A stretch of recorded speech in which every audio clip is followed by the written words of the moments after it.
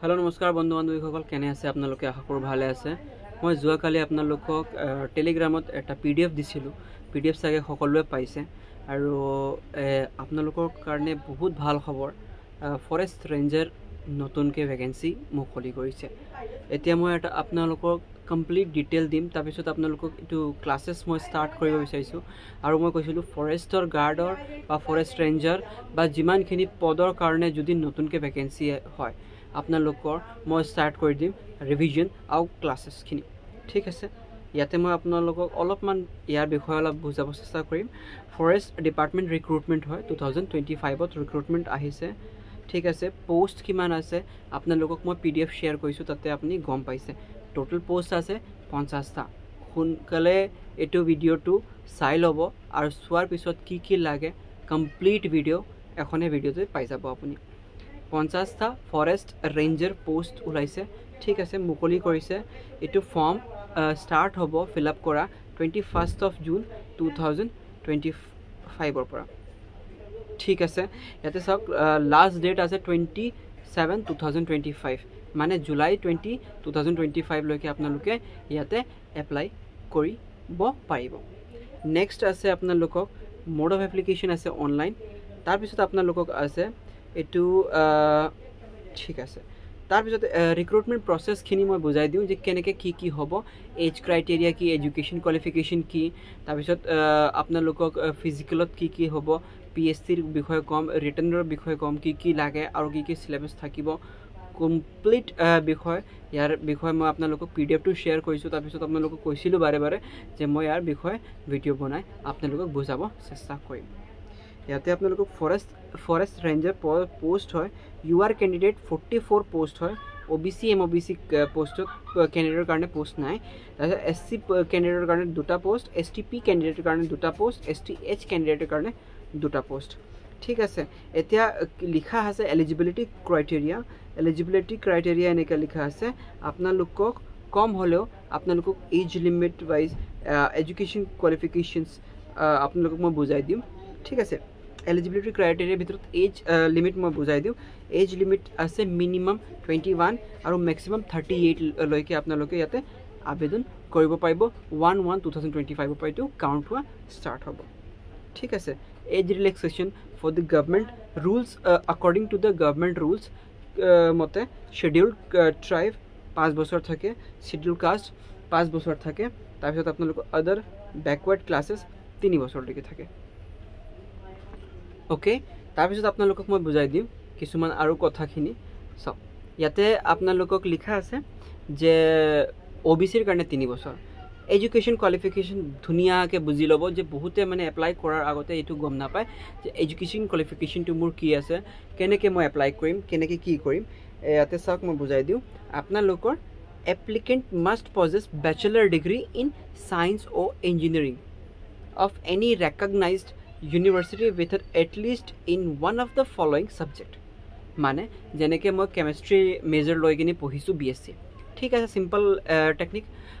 আপোনালোকৰ বেলেগ হ'ব পাৰে ঠিক আছে আপোনালোকৰ বায়োলজি হ'ব পাৰে আপোনালোকৰ ম্যাথছ হ'ব পাৰে বেলেগ ধৰণৰ হ'ব পাৰে ইয়াতে কোন সাবজেক্ট যদি আপোনালোকে কৈছে মেজৰ লৈ কিনে আপুনি পঢ়িছে ব্যাচেলৰ ডিগ্ৰী কমপ্লিট কৰিছে তেতিয়া আপুনি একটু হেতু পদৰ কাৰণে আপুনি আবেদন কৰিব পাৰিব ফাৰ্স্ট সাবজেক্ট আছে agriculture second botany third chemistry fourth computer application computer science 5 নম্বৰত আছে engineering agriculture chemical civil computer electrical electronics আৰু mechanical এইবিলাক ইঞ্জিনিয়াৰিং কোৰ্সৰ কাৰণে environmental science মানে EVS ৰ যদি আপোনালোকে কৈছে forestry এটো যদি পঢ়িছে geology এটো যদি পঢ়িছে mathematics এটো যদি পঢ়িছে horticulture যদি এটো পঢ়িছে physics statistics veterinary আৰু zoology ঠিক আছে জিওলজি আছে আৰু এটা জুলজি আছে জুলজি আপোনালোক বটানী জুলজি এটো সাগে গম পায় আৰু জিওলজি বেলেগ হয় ইয়াতকে এটো হৈ গল এপ্লিকেশন ফি কিমান লাগিব general candidate 297.20 rupees OBC 197.20 rupees ST candidate 47.20 rupees BPL candidate 47.20 rupees এটো হৈ গল এতিয়া পেমেন্ট মোড আছে আপোনালোকক থ্ৰু অনলাইন পেমেন্ট আপোনালোকক দিব লাগিব ঠিক আছে এতিয়া সিলেকশন প্ৰসেস কমপ্লিট কথা এইটোৱে হয় যে আমাৰ সিলেকশন প্ৰসেছটো কেনেকৈ মেইনটেইন হ'ব সিলেকশন প্ৰসেছটো আপোনালোকক হয় ৰিটেন এপ্লিকেশন সৰি written examination physical test PST আৰু PET তাৰপিছত ডকুমেণ্ট ভেৰিফিকেশ্যন তাৰপিছত মেডিকেল এক্সামিনেশ্যন এইখিনি আপোনালোকৰ ফাইনেল ঠিক আছে ফিজিক্যাল টেষ্টও হ'ব মই আপোনালোকক ফিজিক্যাল বহুত হাৰ্ড নহয় একেবাৰে হাৰ্ড নহয় ফিজিক্যালটো মই দেখাই দিম কি আছে আপোনালোকে শুনাৰ পিছতে গম পাই যাব ঠিক আছে নেক্সট আছে আপোনালোকৰ ওকে ইয়াতে আপোনালোকৰ ৰিটেন এক্সামটো হ'ব 600 মাৰ্কছৰ সেম APSCৰ পেপাৰ দৰে চাৰিটা পেপাৰ আছে পেপাৰটো অলপ জাষ্ট সেম আছে বেলেগ বেলেগকৈ নাম দিয়া হৈছে যেনেকৈ ইংলিছ টু ফাৰ্ষ্ট কৈ আছোঁ ইংলিছ ACS তাৰপিছত কি আছে ৰাইটিংছ কনভেনশ্যনেল এছে এইটো 100 মাৰ্কৰ হয় 3 আৱাৰ্ছ দিয়া হৈছে সেকেন্ড আছে জেনাৰেল নলেজ টাইপ এক্সাম টাইপটো সেম থাকিব টাইপটো গম পোৱা নাই জেনাৰেল নলেজ চাগে এইটো চাগে নৰ্মেল আছে জেনাৰেল নলেজ যেনেকৈ থাকে 100 মাৰ্কছৰ সেম 2 আৱাৰ্ছ অপশ্যনেল সাবজেক্ট আছে সেম থাকিব 200 2 মাৰ্কৰ 2 আৱাৰৰ অপশ্যনেল সাবজেক্ট 2